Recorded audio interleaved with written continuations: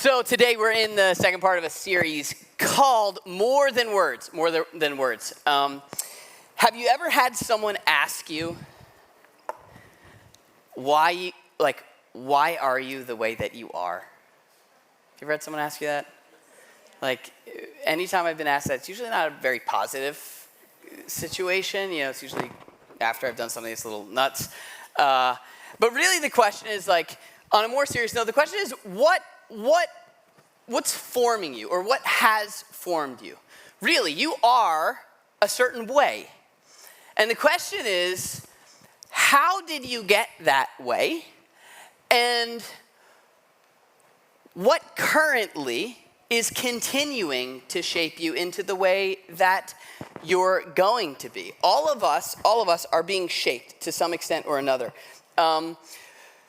If you were here last week, you heard me talk about professional tennis players, right? And now if you've seen them since last week, you know some of them, their strong arm is disproportionately large compared to their other arm because the game is literally shaping them, like Rafael Nadal, right? His left arm, it's just huge. And his right arm, it's still bigger than most people's right arms, but it's not nearly as big as his left arm, right? It's literally shaped him. After the message last week, I was talking to some of the band members, and we realized, like, the people who play the guitar, their wrists are way more, like, nimble and bendy than mine because of the way that they've got to move. The instrument, it has formed them. It's shaped them. I told you that sometimes I'll be looking at, like, paper, reading a newspaper, and I'll, like, try to pinch to zoom on a real piece of paper.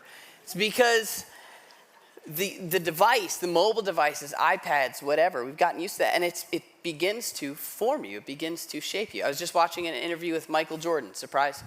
If you look at his pointer finger, it's crazy. It's hard even to describe. But you can tell there has been a ball that's been coming off that finger in a way that hasn't been coming off the other fingers. Hundreds and hundreds of times. It's shaping him. And so the question is, right now, really think about this. What are the things in your life that's forming you? Right? What is forming the way that you handle difficult circumstances? What's forming the way you handle bad news? What's forming the way you respond to being wronged? What's forming the way that you understand God? What's forming how you feel when you're in need? What's shaping the way that you view the world? And are you aware of it, or is it just happening to you? Jesus gave his followers a tool that would form them. A tool that would change the way that they saw the world. A tool that would change so much of the way they responded to the things that they were confronted with. And this tool is found at the center of the center of the center of Jesus's most famous and most influential teaching. We call it the Sermon on the Mount, which is really just a message or a teaching on the side of a mountain or a hillside. Right at the very middle is this thing he gave his followers that had the potential to form them. And I'll spoil it for you, it did. It did take these people and change the way that they saw everything because they incorporated it into their lives. Like, on a regular basis, they would go back to this tool, and it shaped them. The tool, some of you are familiar with it, and you know what it is if you were with us last week. The tool, it's a prayer. It's a prayer that Jesus gave his followers, that they incorporated into their lives on a regular basis. And the prayer, it goes like this. Our Father, who art in heaven, hallowed be thy name. Thy kingdom come. Thy will be done, on earth as it is in heaven. Give us this day our daily bread, and forgive us our trespasses, as we forgive those who trespass against us. And lead us not into temptation, but deliver us from evil. Some of you know that as the Our Father, or the Lord's Prayer. But it was the center of the center of the center of Jesus' most important teaching. And it shaped people who followed him in a way that made their way of life something that people were drawn to. It's part of what made the church in its earliest and purest and really most powerful form. It's what made it so attractive because it shaped the way they saw it all. Now, I don't know about you, but for me, for much of my life, this tool that has an unbelievable amount of power and value that can practically help me on a regular basis, so this thing that has the potential to form me. Last week we said it's a quick fix, but it also results in lasting change. It has been lost to meaningless repetition. And maybe that's not your story, but for a long time that was my story. I knew it so well, and yet I didn't know it at all. In fact, last week, if you were here, we went through it. And a lot of you were like, yeah, I prayed that prayer. And then I asked you, last time you prayed that prayer, did it work? And it's like, well, I don't know. Right? Because so much of the meaning of that has been lost to meaningless repetition. This is Jesus, the Son of God, showing his followers how to speak to God himself. And it's lost a lot of its meaning for a lot of us. Not all of us, but for a lot of us. And so what we said last week is we're going to take a real close look at this and try to bring life back to it. Try to understand it the way it was meant to be understood. Try to get to the point where we hear it the way that Jesus' original followers would have heard it. And maybe if we incorporate it into our lives, it will actually begin to change the way that we see the world if we understand it. Last week at the end of the message, I went through and I explained it really fast. I'm not going to do that today, but you may want to go back and listen to at least the end of the message so that you can get a summary understanding of what exactly is going on there. And then I challenged you last week, if you were here, to start praying that prayer 3 times a day. This is what the earliest followers of Jesus did. And to repeat it, which is okay, but to know what you're saying. And so we tried to make it as easy as possible. We set something up on the app so you get a little push notification at 12:30. We didn't do it in the morning and we don't do it at night because I don't know when you wake up and I don't know when you go to bed. But the 12:30 one, the one right in the middle of the day, is the one that's easiest to miss. And so the challenge was to try and do it 3 times a day. And if you want to enable the push notifications on your phone, we made a little video so you could check it out because it's a little bit complicated to find in our app. But you can text prayer to that number and you'll get the little video and you can join in this challenge and really watch. Even if you just do it for a few weeks, watch the way it shapes you, especially as you begin to understand what's going on in the prayer. All right, so I want to do a little mental exercise to get to where we're going in the time we have left. All right, a little mental activity. Let's imagine this, okay? Imagine you're in your home. You wake up, get ready to start your day. You got a full day ahead of you, plans, gonna do stuff, be productive. And you look out the window, you look at your car, assuming you have a car, and you see it's blocked in. There's a vehicle blocking in your car. And so now you gotta contact the owner of the vehicle. Here's the question. What do you say? What do you say? Think about it. You don't say it out loud, but just think. What do you say? What do you say if the owner of the vehicle is your mom? Right? I don't know about you. That changes things for me. Right? If your mom lives with you, maybe you ask for the keys. If she doesn't, maybe you call and ask if she's okay. Why is the car in front of the house? Right? What do you do if it's a car you've never seen before and you're owned by a stranger? What do you say? What do you say if it's an ambulance in front of the house and you see that there's some stuff going on and the back doors of the ambulance are open? What do you say? Probably different than what you'd say if it was your neighbor's car parked in front of your house. What do you say if it's your teenage daughter's boyfriend's car parked in front of the house? you know this, but what I'm getting at is your audience determines your approach, right? In general, with communicating, who you're speaking to is going to inform what you say and how you say it. Now think about this. We talked about this prayer, right? Jesus begins the prayer with an address. He names the audience. He says, "Our Father who art in heaven, hallowed be thy name." That's the address. You ever stop and think, why? Right? Like, does he not know that you're talking to him? Like, it's not like God's up there in a crowd and you have to address him to make sure he realizes you're talking to him. Right? He knows. Why doesn't he just start from the beginning? Like, okay, here's how you pray. Your will be done. Your kingdom come, your will be, like, just go right into it. Why does there have to be an address? I'll tell you why. It's because Jesus wants there to be a clear picture of the audience before you get to what's actually in the prayer. Because what you say is determined by who you're saying it to, or at least your concept of who you're saying it to. So and this may not be true of your experience, there's gonna be a lot of this in this series, but for my experience, when I looked at this, there's a lot of things going through my mind. For the most part, I didn't really know what was going on, even in these first two lines here, but the word Father, for me, is something that, like, it feels very formal.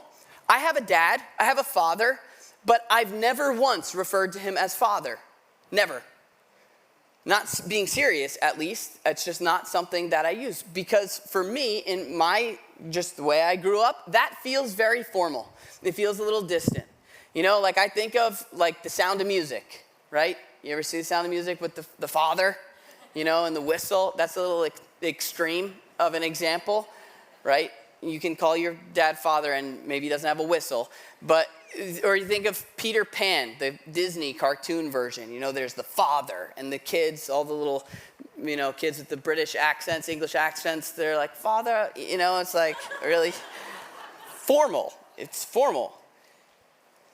Right? For me, there's a feeling of distance. And maybe it's not for you, but then I hear that he's in heaven. Now, growing up, I had, there were 3 grandfather roles in my house. I had not my house, but in my family. My pop-pop was my mother's dad.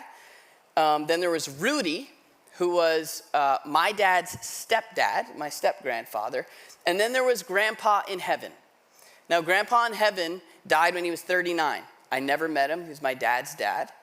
And to me, he was this legend. You know, I heard stories about him. I wanted one day to meet him. Like I imagined what he was like, but I did not know him. And he's in heaven. And so he's far away, right? And so this prayer for me, I would pray that there's to my Father in heaven, and it feels like a message right off the bat that's being sent off to a distant land. Because my grandfather in heaven, I never met him. He's all the way over there, and I'm all the way over here. And so again, it creates distance. And then the idea of hallowed be thy name, I don't know what that means. I don't know what his name is or what it means to hallow it.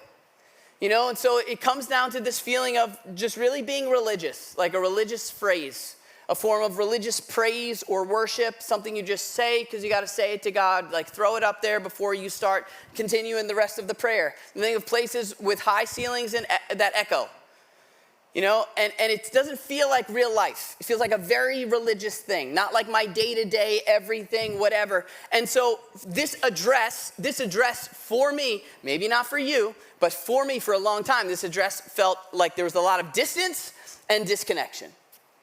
Like he's out there, he's a father, you know, and it's a formal thing. And he's way out in heaven. And so this prayer, it's a letter going out to a distant land. Hopefully it gets there.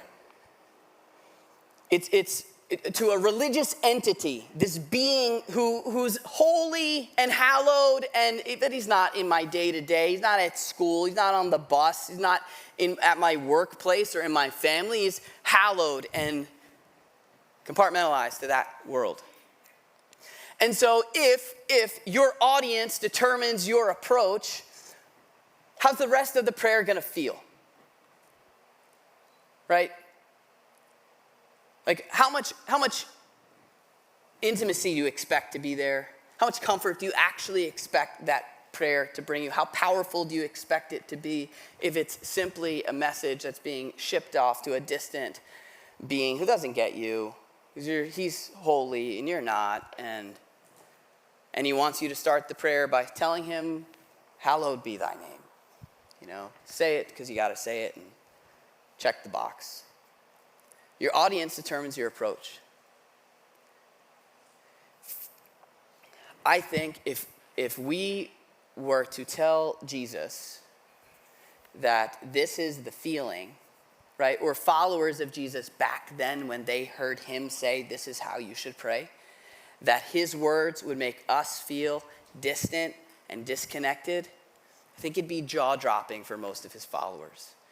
Because what Jesus said communicated the exact opposite of those feelings. It wasn't distant and disconnected. It was close and personal. And this was something that Jesus needed his followers to get, because that, who you're speaking to, is the foundation of everything that you're going to say after that. And so, if you look at these words, Jesus begins by using the word our. Our. And so you ask, well, who's our? Who is it? It's Jesus and his followers.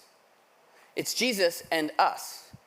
Now, if you've heard this your whole life, it's not a surprise to you, right? Because God is Father and we're all the little children. But to them, this was shocking. This is Jesus saying, I want you to call him what I call him. At that time in the ancient world, people did not regularly refer to God as their Father.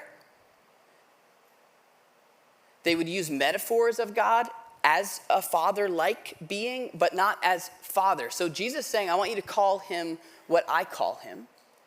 It was a place of privilege. And not only that, all right, that's cool. But not only that, what he's also saying in this, and what other writers in the New Testament would explain later on, what he's saying here, he's not just saying you call him what I call him. He's saying he hears you like he hears me. Now that's actually hard for me to believe. That seems like that's too much. No. How could that possibly be? But we see this. It's repeated over and over again by other followers of Jesus who wrote other letters in the New Testament. They would say, Jesus said, when you pray, ask in my name. He's saying, ask as if I were asking. We have theological terms and phrases that explain this. If you've ever heard the idea of being covered in the blood of Jesus, that's a reference to the ancient Jewish sacrificial system. But the idea there is that when we speak to the Father, he sees us like he sees his Son. Now, just if you believed that, just think of how that would change the way that you felt when you began to pray. Not like this feeling of, yes, God is great and we're weak and broken, and yes, and so there is a feeling of inadequacy because God is so great and we are so not. But the fact that we're invited to speak to him, we're told to boldly approach him, boldly with confidence, and ask for help in our time of need. There's a tremendous amount of privilege that's just handed over. And so Jesus is saying, you talk to him like our Father. Now, I'm not, the word that Jesus used when he prayed, the word for Father, in his language would have been the word Abba, which is the word that the Apostle Paul used when he said we can pray. We can call God Abba. Now, the word Abba is an informal way of using the word Father. The Hebrew word or the Aramaic word for father was Ab. Abba was a much closer way of communicating with a parent. In fact, when Jesus prayed, the religious leaders found his way of addressing God to be offensive because it communicated too much closeness. And so Jesus is saying, no, you call him what I call him.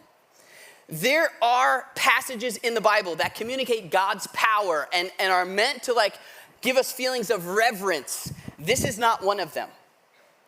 This is written the way it's written. It's spoken the way it's spoken so that we would feel this deep sense of closeness. When he says here, who art in heaven, if you were with us last week, you know that this could also be translated in the skies. The reason that they use the word heavens and skies interchangeably was because for them, the skies were like a metaphorical representation of the spiritual realm. Right? It's like Jesus saying, you have a father who's spirit, like a spiritual father. In fact, their word for spirit was actually the same word as wind. It's like, you could see it, like you can't see it, but you see it moving, you can feel it, but it's not something you can grab and you can't see it with your eyes. And so they're like, that's like what God is like. So when they say our Father in heaven, they're not saying he's out there somewhere, like in a distant land, though heaven is a real place. He's talking about God being here with us. Like Jesus' first message, when he first showed up, one of the first things he said was, the kingdom of heaven is here. It's near. It's at hand. It's among you. It's within you. It's not way out over the rainbow. It's like here. And so this matters because he's saying like there's a spiritual father, not your biological father, but you have a spiritual father who is right here in your life, not far out there. But he's close. He's close and he gets you. And so to start the prayer, by Jesus saying, you pray, our Father in heaven, he's saying, remember he's close. You don't just jump in and start asking for things. He's saying you start by remembering he sees you as his child. He's here, he's close, and he cares. Remember that he's close. And then there's this first request in the prayer, hallowed be thy name. Now, for someone who's really into grammar, which is not me, but if you're into grammar, we have, in English, we have imperative verbs, which is a command, like pick that up, or do this, or go there.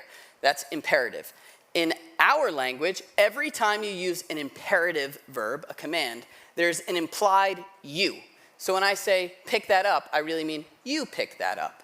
That's a second person imperative, right? In this ancient language, and in a lot of other languages, they have third person imperatives, meaning you can command not just you, but a he, she, or it. And so we don't really have a good way to translate this, so we'll say like be, like we'll just throw a let or a be in there. So your kingdom come, that's a third person imperative.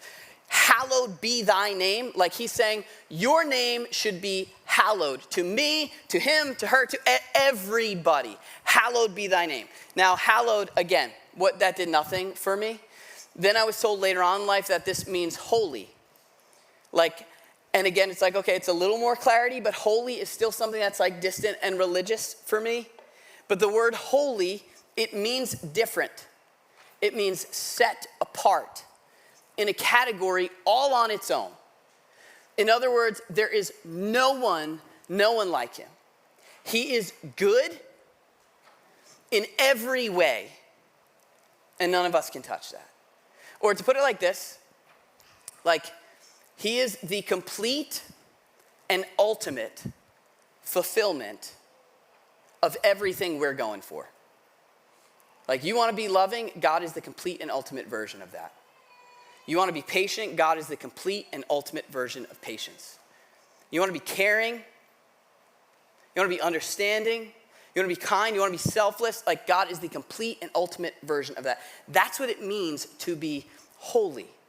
And so I told you last week, if you were with us, I've been trying to explain to my kids, specifically my daughter, like what this means. And I was like, the idea here is that before you say anything else, God wants you to feel like you're talking to me.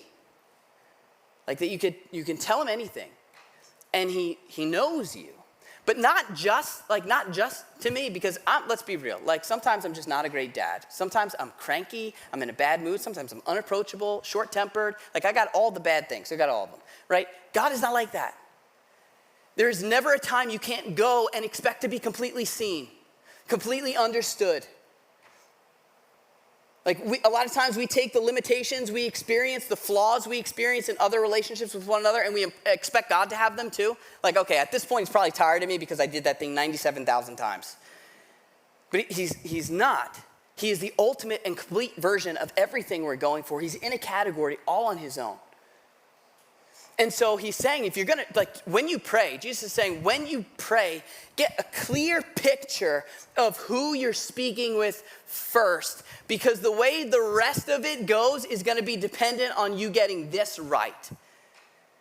This is the foundation the rest of the prayer is built on. And if this is off, the rest of it's gonna be off, because your audience will determine your approach. Who you're speaking to will determine what you say, how you say it, and how it feels when you say it. And so this here, saying, hallowed be thy name, it's an invitation, an urge to remember his character, that he's close, that he's different. Like to remember who he is and what he's like. And he's in a category all on his own.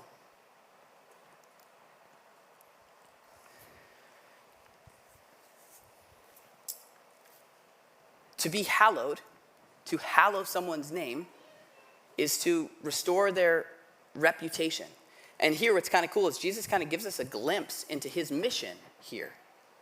He's saying like, I want to know, I need to know, we need to know that God is in a category all on his own, that he is good like no one else is, but he's also praying this for other people, that they would too. Like he's trying to change the way people think about God. That's why we say here, if you've been here, you know this. We say our mission is to change the way people think about God. You can say that. If you want to say it a different way, you can say our mission is to hallow God's name. And we're trying to show people what God is like, that he's real. And so he starts off by inviting us to remember that this is the mission and we need to get it first. So we're gonna do something a little bit different today.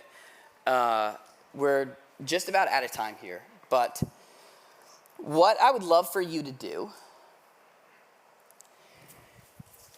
is, especially if you're doing that 3 times a day thing, that prayer challenge, what I would love for you to do, when you pray this prayer, when you get to this point, like our Father in heaven, or whichever version you're praying, hallowed be thy name, to stop there and ask yourself, or remind yourself that God is close, and remind yourself of his character.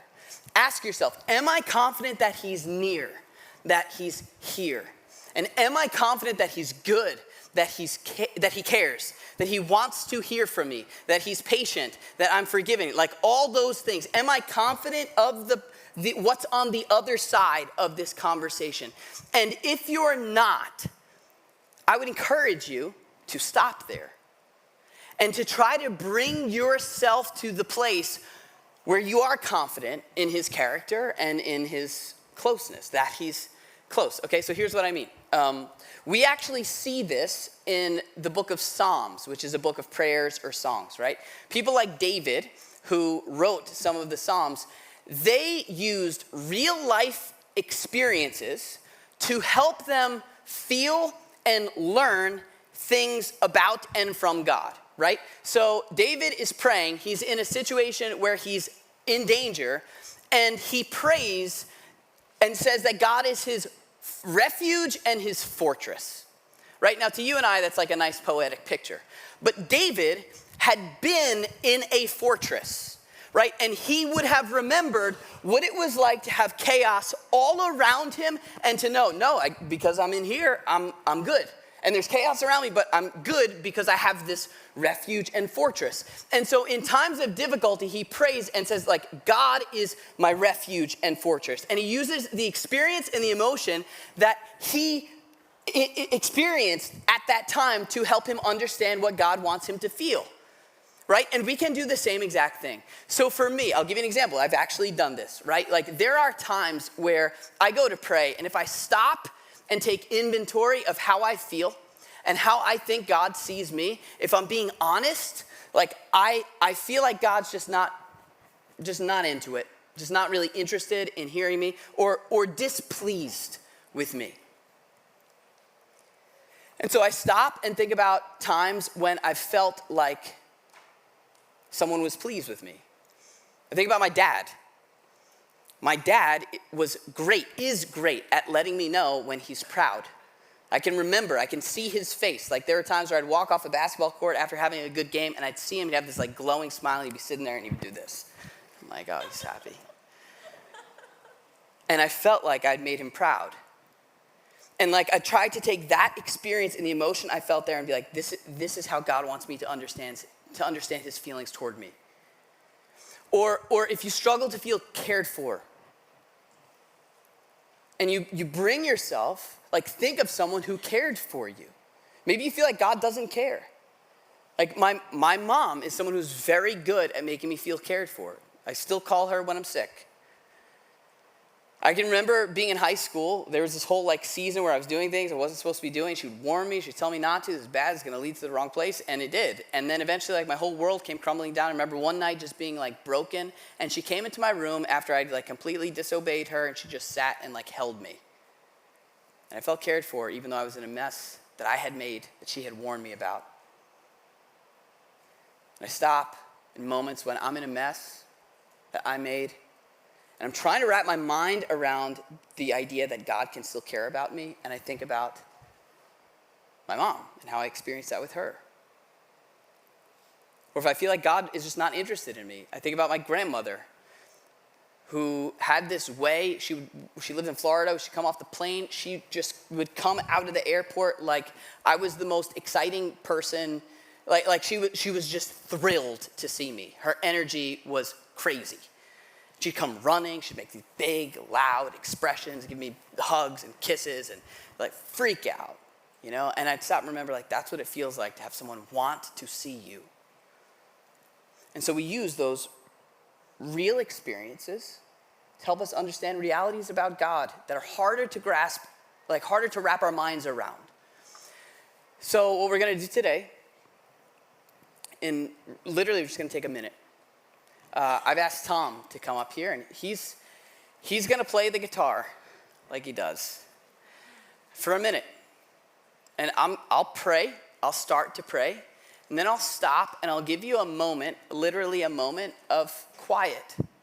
And what I'd love for you to do is to just sit there and close your eyes and take inventory of what you picture when you picture God. Like, what's the expression on his face? Does he care? Like, is he just tired of dealing with the same issues that you have? Do you need to picture someone who's excited to see you? Do you need to picture someone who cares for you?